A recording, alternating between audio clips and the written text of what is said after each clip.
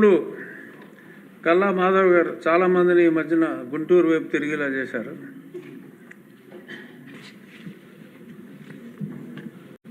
Governor గారి ప్రసంగానికి ధన్యవాదాలు చెప్పే అవకాశం కల్పించినందుకు కృతజ్ఞతలు అధ్యక్ష. గవర్నర్ చేసే ప్రసంగం కేవలం ఒక సాంప్రదాయం మాత్రమే కాదు, అది ప్రభుత్వ బాధ్యతకు ప్రతిరూపం, కోట్లాది మంది ప్రజల ఆకాంక్షకు ప్రతిబింబం.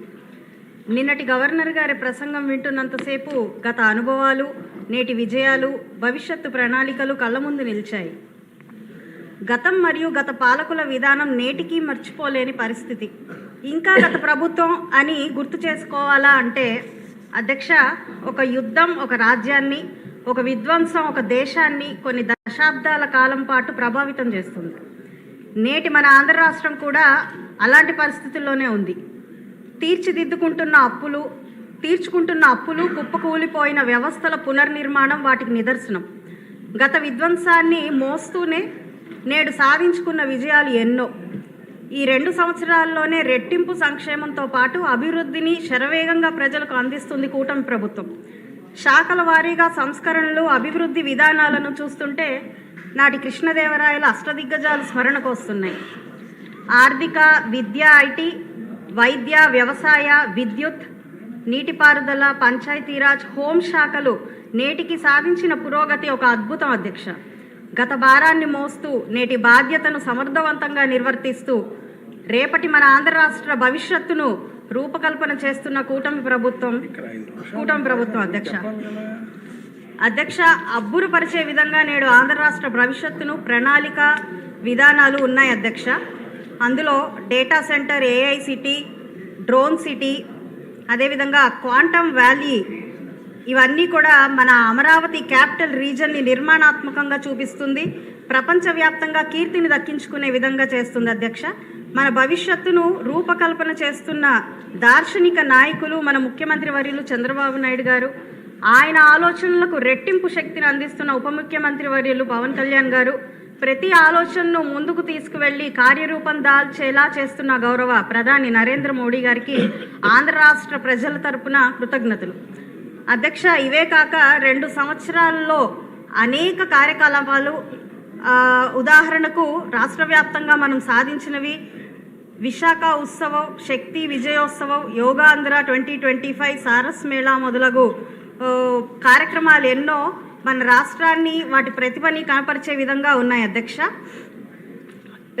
ఇవి కాకుండా అధ్యక్ష, మనం చేపడుతున్న ఈ రాష్ట్రంలో చేపడుతున్న అనేక కార్యక్రమాలు, ఈ ఈవెంట్స్ లేదంటే మన ప్రణాళికలు అన్నీ కూడా యువకులు రాజకీయాల పట్ల, పరిపాలన పట్ల ఒక గౌరవాన్ని, నమ్మకాన్ని కలిగించేవిగా నిలుస్తున్నాయి.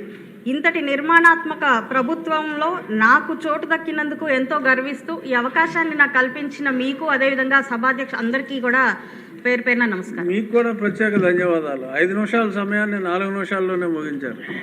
ఇప్పుడు విష్ణుకుమార్ రాజు గారి సమయపాలన చూడాలి, మాట్లాడాలి.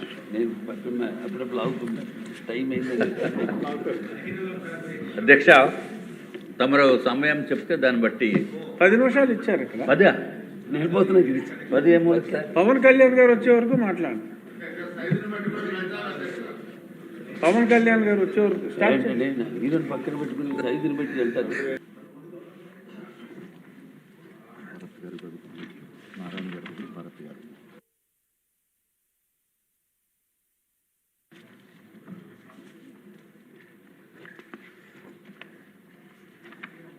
అజెండాలో పేర్కొన్న పత్రాలు సభ సమక్షంలో ఉంచినట్టుగా భావించాలి.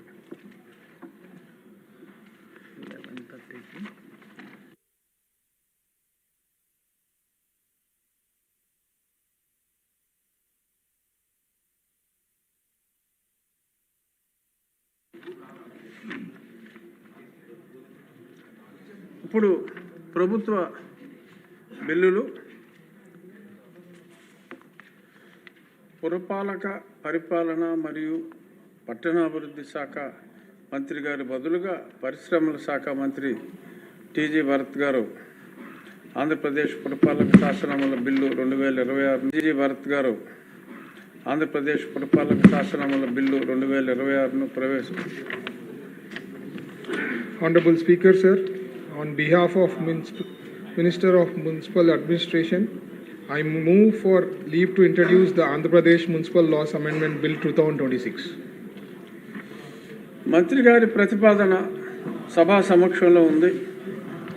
ఇప్పుడు విషయం ఆంధ్రప్రదేశ్ పురపాలక శాసనముల సవరణ బిల్లు 2026ను ప్రవేశపెట్టడం. ఈ ప్రతిపాదనకు సుముఖంగా ఉన్నవారు అవును అనండి, వ్యతిరేకంగా ఉన్నవారు కాదు అనండి. అవునన్నారు, అవునన్నారు, అందరూ అవునన్నారు. కావున ప్రతిపాదన ఆమోదించడమైనది. బిల్లు సభలో ప్రవేశపెట్టబడింది.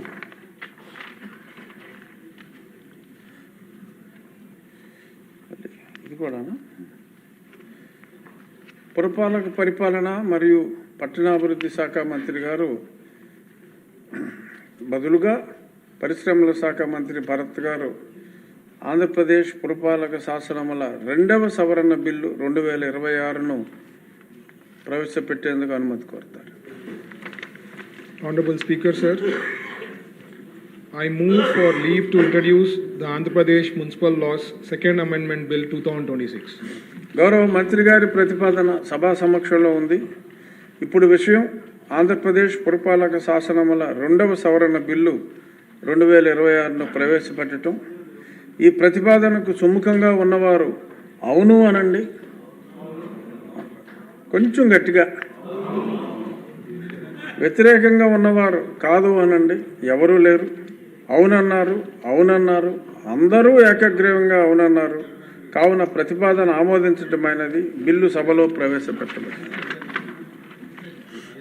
గౌరవ విద్యుత్ శాఖ మంత్రి గారు ఆంధ్రప్రదేశ్ విద్యుత్ సుంకం సవరణ బిల్లు 2026ను ప్రవేశపెట్టేందుకు అనుమతి కోరుతారు.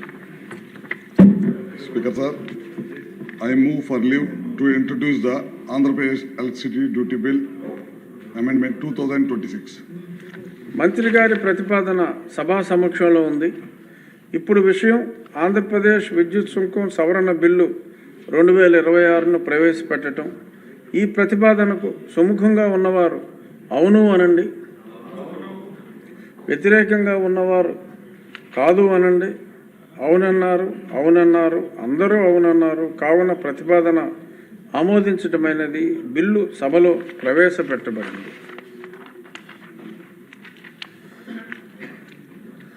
గౌరవనీయ సభ్యులు యలమంచిలి ఏదో